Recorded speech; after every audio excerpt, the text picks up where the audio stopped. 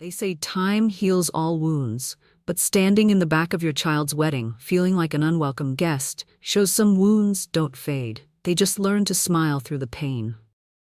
I wore the lavender dress I'd been saving for years, baked the pumpkin muffins he used to love. I even ironed the cardigan with the small silver buttons. He once told me it made me look like a mom from the old TV shows.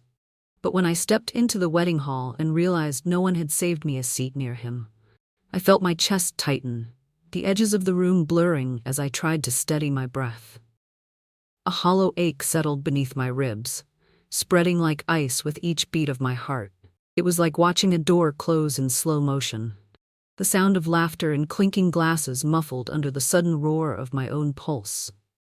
My eyes searched the faces turned away from me, every smile a reminder that I was uninvited to the warmth. I wanted to turn back, to vanish before anyone noticed the way my hands trembled around the strap of my purse, but my feet refused to move, rooted by a shame I couldn't name. I couldn't stop my eyes from darting to the mothers seated proudly beside their children, leaning in close, sharing private jokes and whispers that made their tables glow with belonging. A quiet voice inside me wondered what mistake I had made, what part of being a mother I had failed, to find myself standing alone in a place I thought would feel like home. I knew something in me shifted, and that shift would end up changing everything. Northern Vermont is quiet in the spring, not quiet like peace, but quiet like being forgotten. My house sits nestled beside a still pond surrounded by birch and memory. I live alone now. My husband Thomas passed 5 winters ago. Our daughter Mia visits less and less, but I understand young people have their lives. That's what we raise them for, right? Lately, my days move slow. I bake pumpkin muffins in the morning, read the local paper over a lukewarm cup of coffee, then water the row of stubborn daffodils out front that refuse to bloom in time. Sometimes I watch the mail truck go by without stopping, and sometimes I wonder if it's stopping for someone else down the road who also checks every afternoon and pretends they're not hoping for anything. Mia called 3 weeks ago to say she was getting married. She sounded excited, distracted, said his name was Eric. I asked her what kind of wedding they were planning. She said they were thinking something simple, but elegant. Then she trailed off. She didn't ask for my thoughts, didn't ask what weekends might work for me. I asked if they'd need help with anything. She said not to worry, but they had it all handled. I told her I'd love to make the rehearsal dinner cake. She chuckled politely, said that was sweet. I hung up and stared at the phone for a while. I felt something then, something I didn't say out loud, like I had just been given the role of guest in a story I thought I helped write. But I chose to stay hopeful. I picked out the dress, cleaned the porch, even hemmed the sleeves of my coat, because part of me still believed that maybe, just maybe, this wedding might bring us a little closer again. Sometimes the biggest losses don't come in shouts or slamming doors. They come in silence, in small, polite brush-offs that feel like 1,000 cuts, the kind of quiet that follows you into bed at night and makes you wonder when you stopped being needed. The wedding took place at a mountain resort, 2 hours north. Fancy place, all wood beams and floor-to-ceiling windows looking out over the water. Mia had said it was Eric's idea. He wanted something modern but timeless. I arrived early out of habit, wore the lavender dress I'd kept pressed for years, soft pleats at the waist, nothing too loud. My hair pinned back, light lipstick, the kind of outfit a mother would wear to her daughter's biggest day. I walked through the lobby alone. The girl at the front handed me a name tag and smiled like she had no idea who I was.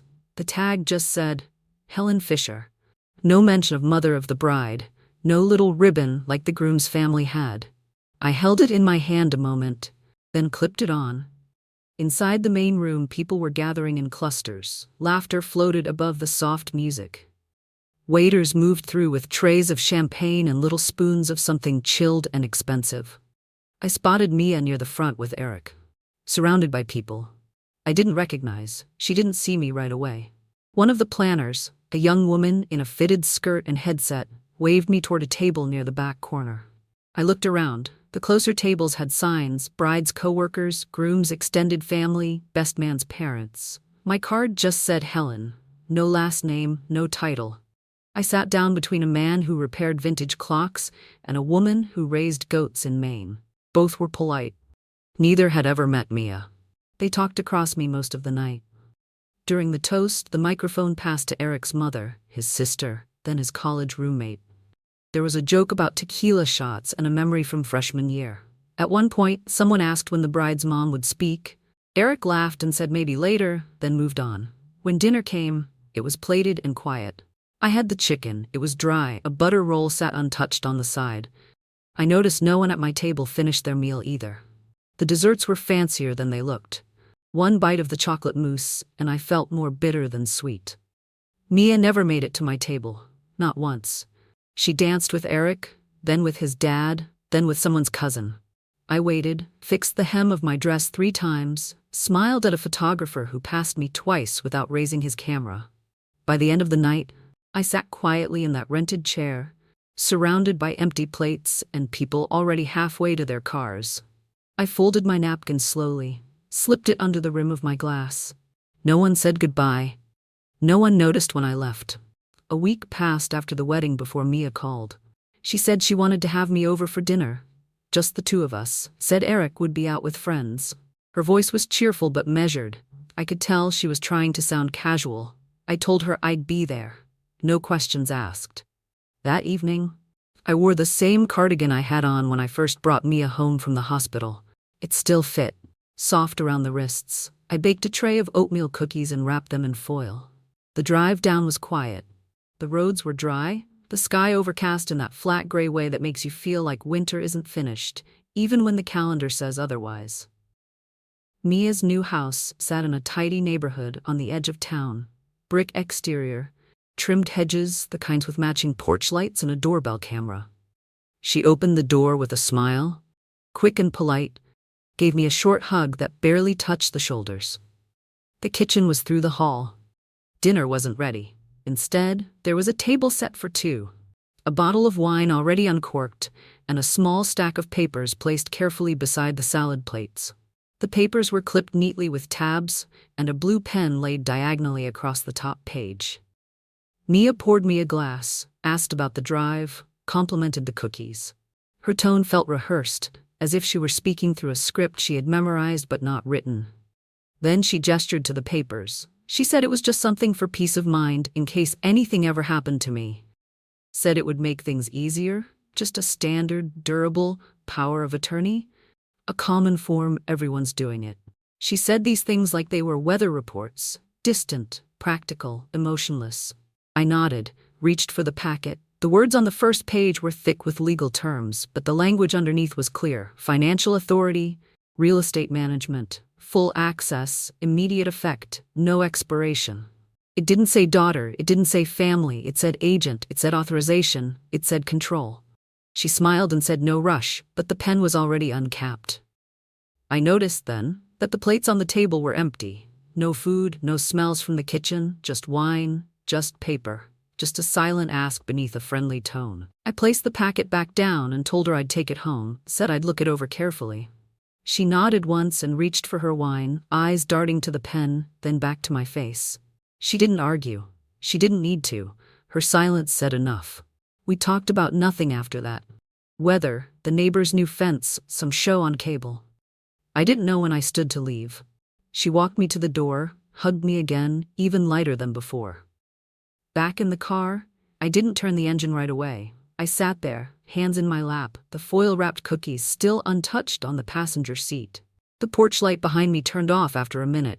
Motion sensor, efficient, automatic, just like the dinner. I got home that night and didn't bother to change out of my shoes. I sat on the edge of the couch, my coat still zipped halfway, hands resting on my lap like they didn't belong to me. The house was quiet, too quiet. Even the clock in the kitchen seemed to have stopped ticking for a moment. I wasn't sure if I was breathing. After a while, I stood up and walked down to the basement.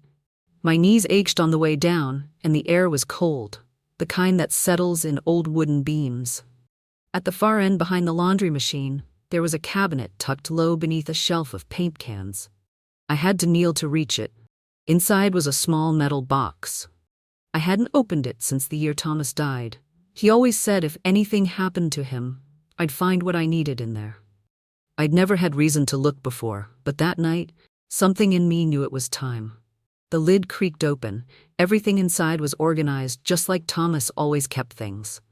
He was methodical that way, neatly stacked folders, clipped and labeled. At the very bottom was a letter with my name on it, written in his handwriting. My chest tightened just seeing it. The letter was short, a paragraph really. He said he knew I wouldn't ask for help, even if I needed it, that he had set things up to make sure I'd never be trapped or dependent on anyone. He said not to tell Mia, not because he didn't love her, but because he knew how the world worked. Money changes people, and sometimes it reveals who they already were. The files listed 2 accounts in my name, a portfolio of investments I never knew existed, stock options, mutual funds, and an annuity tied to a small property in Oregon. Altogether, it was worth over $6 million. I stared at the number, then closed the folder, then opened it again, thinking maybe I had read it wrong. I didn't cry, not then. I didn't feel relief either. It was something heavier, like holding a secret too big for the room. I sat there on the basement floor for a long time, the cold seeping into my legs, the metal box still open beside me. What I felt most was the weight of what Thomas had left behind, not just the money, the trust, the foresight, the quiet protection. I never knew I needed until that night. He'd seen something coming before I ever did, and somehow, in his own quiet way, he had left me the one thing I needed most. Not safety, not wealth, choice. I closed the box, locked it, stood up slowly. My legs stiff, my hands shaking in a way that had nothing to do with age. Upstairs, I turned off every light in the house except the one in the kitchen. Sat down at the table with a blank notepad and the stack of papers Mia had given me, and I began to write.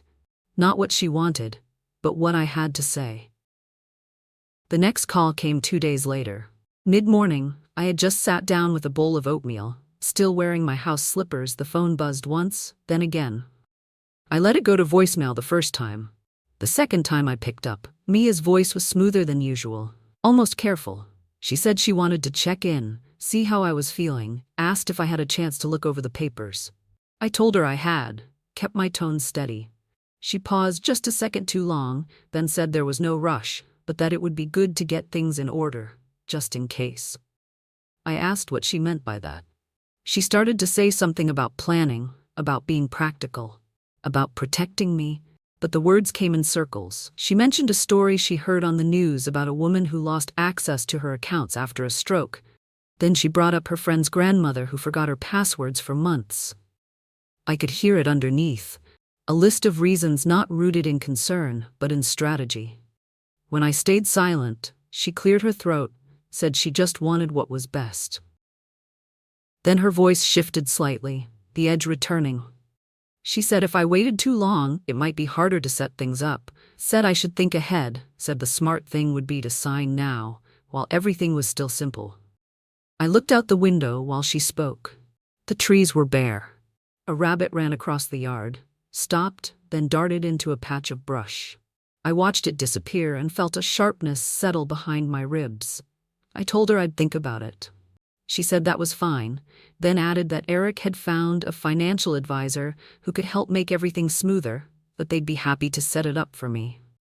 We ended the call. I sat there for a long time, the oatmeal soggy in front of me. I couldn't move.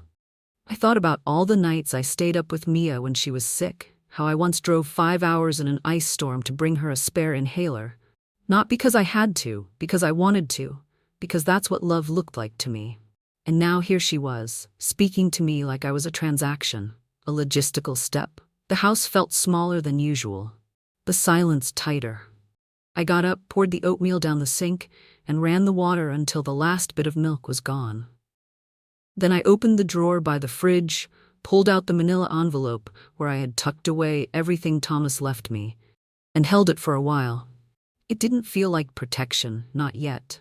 It felt like the last piece of something he built for me. And now it was time I built something for myself, not out of anger, but because even love has limits, and I had finally reached mine. It took me 3 days to decide what to do, not because I was unsure, but because I needed the silence to mean something. I didn't want my next step to come from fear or pride.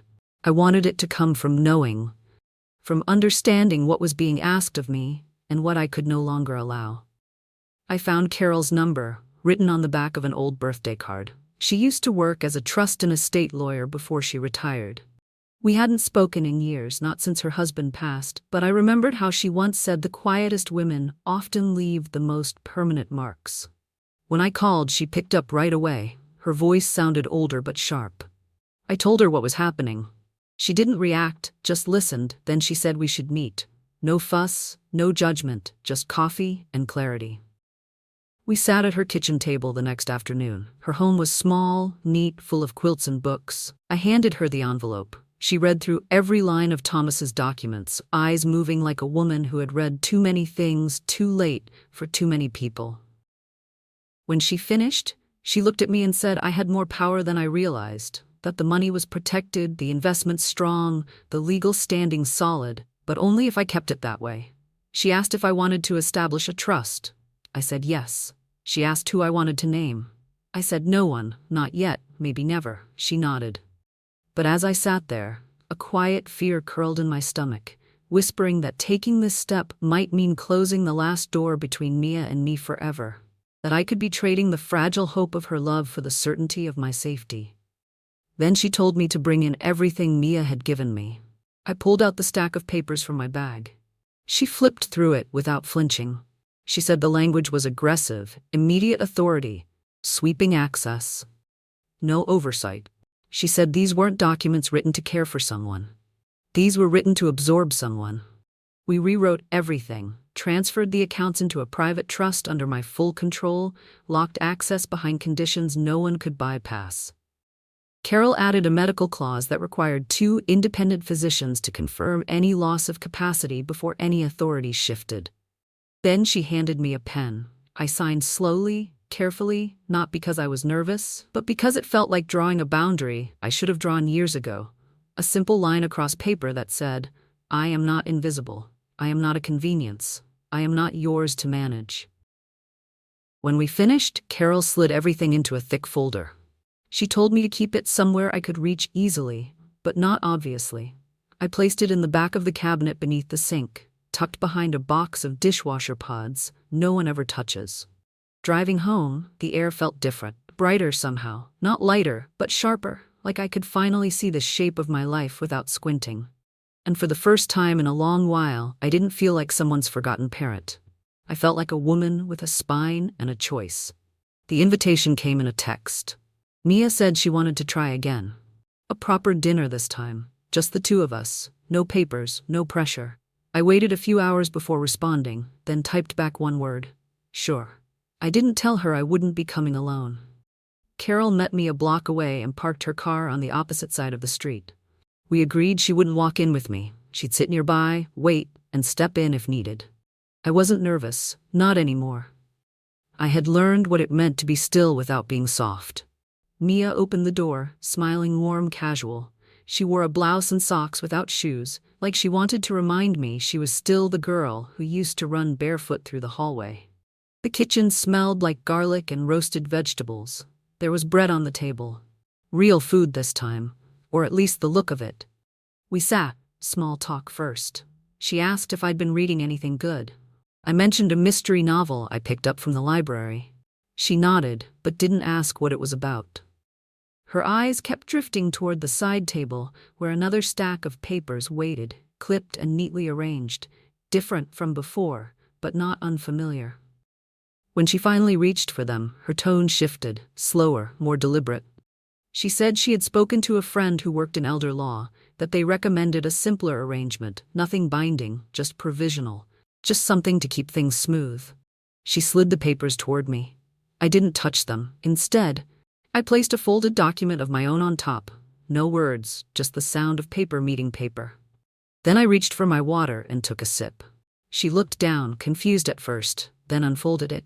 It was a formal notice of trust execution, my signature at the bottom, full transfer of assets into private legal protection, revocable only by me. Her face didn't change right away, but her eyes did. They blinked more, and her jaw shifted like she had bitten something sour, but was trying to smile through it.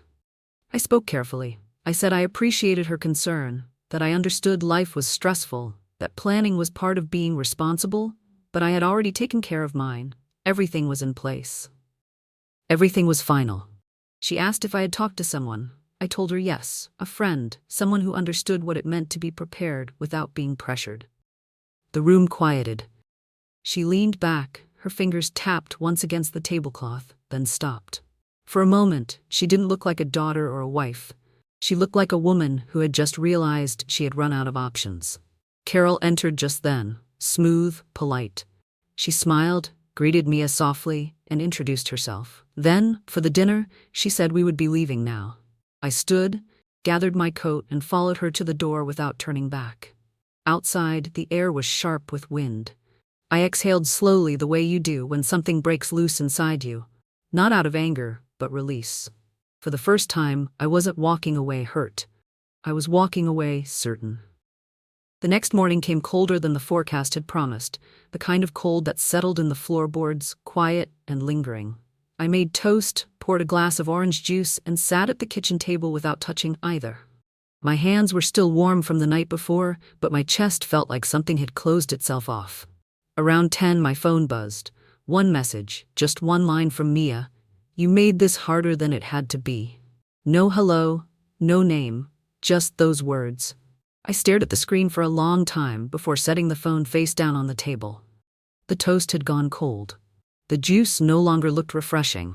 There was no follow-up message, no apology, no explanation.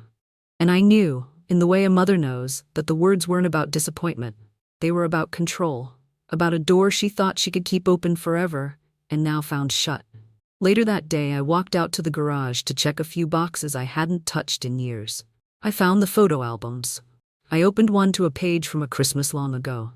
Mia was 5, cheeks red from snow, holding up a stuffed bunny, smiling so wide I could count the spaces in her teeth.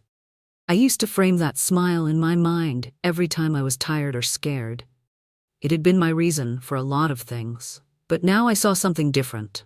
Not just a girl, but a child who had always gotten what she wanted without asking twice. Thomas and I had made sure of it, not because she demanded it, but because we thought love meant removing every obstacle, every weight. We gave too much, and somewhere along the way she started to believe she was entitled to what wasn't hers. In the afternoon, I received another text, this time from Eric. He said he was sorry things had become tense, that they were just trying to plan responsibly, that if I ever wanted to talk, he was available. Then he wrote something that stayed with me longer than I expected. "You raised a strong daughter. We just wanted to support her future." I read it twice.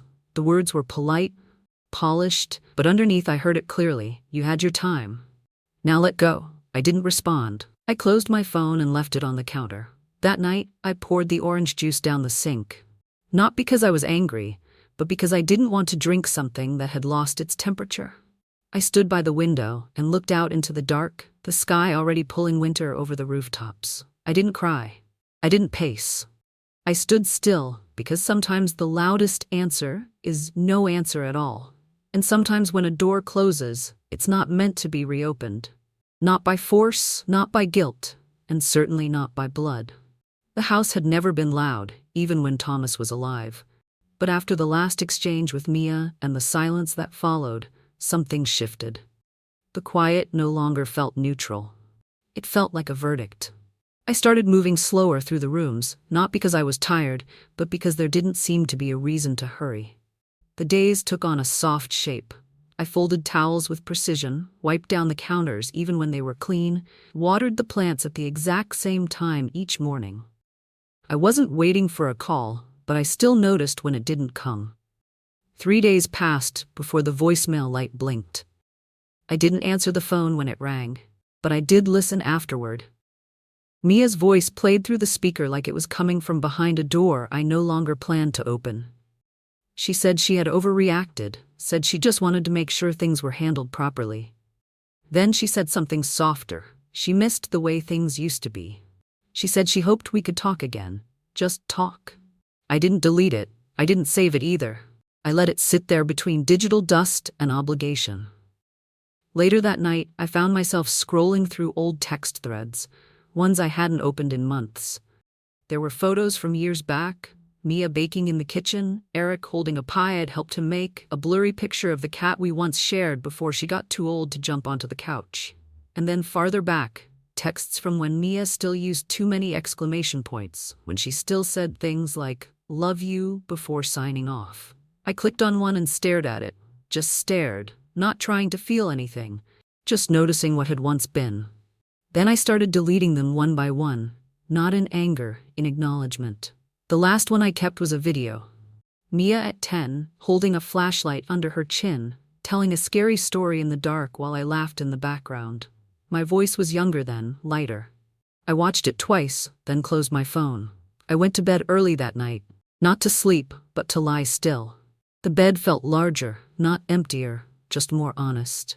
I had given that girl everything, and the woman she became had used it to build a case against me. That was the hardest part. Not the greed, not the manipulation, but the realization that what I gave from love, she had repurposed into leverage. Somewhere along the way, I had stopped being a mother in her eyes and become a resource.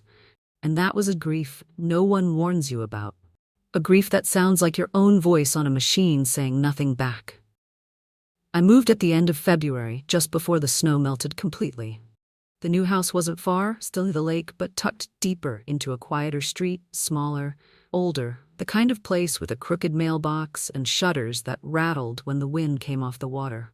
But it felt right, like it had been waiting for someone who no longer needed space to entertain, only space to exhale. I didn't bring much with me, just what mattered. The photo of Thomas on the bookshelf, the recipe cards, handwritten and smudged, a few boxes of books, the chipped blue kettle, and a ceramic owl from the garden that used to sit near the back porch and scared no birds at all. Most mornings I walked to the library on Main Street, not because I needed books, but because I liked the sound of pages being turned nearby. I picked up a few shifts at the front desk, nothing official, just enough to feel useful, enough to keep my hands from reaching for things that no longer reached back. That's where I met them, the women who came every week. They weren't loud. They didn't wear matching coats or speak in groups. They arrived quietly, one by one, and stayed longer than they needed to. Some read, some wrote, some stared out the window like they were waiting for something that had already passed. There was Nora, who used to run a diner and now made quilts from her husband's shirts. June, who always brought peppermint tea in a thermos with her late sister's initials on it. And Margot, who carried a cane but never used it until she got near the front door. We didn't become friends all at once. It happened slowly, over shared thermoses, over nods exchanged at the same bookshelf, over the silent agreement that none of us needed to explain what we had lost, only that we still showed up. One afternoon, Margot asked if I wanted help with the garden bed behind the library. I said yes before I even looked at it. The soil was hard, packed down by winter and stubborn in that way land can be when left alone too long. But we turned it anyway, one row at a time, knees in the dirt, hands stained, no small talk, just the rhythm of women planting something together that might bloom. Later we planted tomatoes, basil, a few sunflowers just to be defiant. We called it the quiet corner, and it became ours. We didn't talk about our children, not often. When we did, it wasn't out of bitterness. It was out of recognition, like looking at an old scar and remembering the moment before it broke the skin. What we shared wasn't grief, it was clarity, a new kind of belonging, not to each other, but to ourselves. In that space, with soil under our nails and books nearby, I stopped feeling like a burden. I started feeling like a woman again, not waiting, not missing, just here, present, rooted like something finally ready to grow. It was a Saturday morning when I saw her again. I had just finished sweeping the front porch of the new house. The breeze was still sharp, but the sun had pushed through the clouds for the first time in days. I was about to go inside and make coffee when I noticed a car parked at the curb, not a rental, not a delivery, just one familiar shape, still as stone behind the steering wheel. She sat there for a while before she got out, moved slower than I remembered. The confidence in her stride had dulled, like someone who had spent the night thinking too long. She wore a gray hoodie, jeans that hadn't been pressed, no folder, no pen, just a plain white envelope in her hand. She didn't come to the door right away. just sat down on the wooden steps like she had done as a girl when waiting for dinner. Her back was hunched, her shoulders curled in a shape I hadn't seen in years. I opened the door, stood there for a moment, then walked down, stopping a few feet from her. She looked up, the same eyes, but quieter. She said she was sorry, that she had been overwhelmed, that she had let money speak louder than love. She said things hadn't gone the way she thought they would. Then she paused, looked down at the envelope, and held it out. I didn't take it, not yet. She said she didn't expect anything. She just wanted me to know she saw it now, what she had done, what it had cost. I let the silence hold a little longer. Then I sat beside her, not close, not far, just enough for the wood to creak under both of us. I told her I forgave her, but I also told her forgiveness didn't come with a key, that some doors, once closed, needed time before they could open again, if they opened at all. She nodded, didn't argue, just nodded. We sat there a little longer. The wind brushed the porch rail, a bird hopped across the sidewalk without noticing us. She stood, said thank you, placed the envelope beside me on the step, then walked back to her car. I didn't call after her, didn't wave. I watched her go, and when the car turned the corner and disappeared, I stayed seated, not waiting, not grieving, just breathing. Because sometimes the first step back is not walking towards someone. It's knowing how to sit still without being pulled under. The first snow came early that year, thin and soft like it wasn't sure it wanted to stay. I watched it fall from the kitchen window, the same way I used to watch Mia wait for the bus when she was small. The world felt paused but not empty, just still. I spent the morning in silence. No radio, no noise from the kettle, just the sound of the house breathing with me. I lit a fire in the stove and sat with a blanket across my lap, my hands wrapped around a warm mug.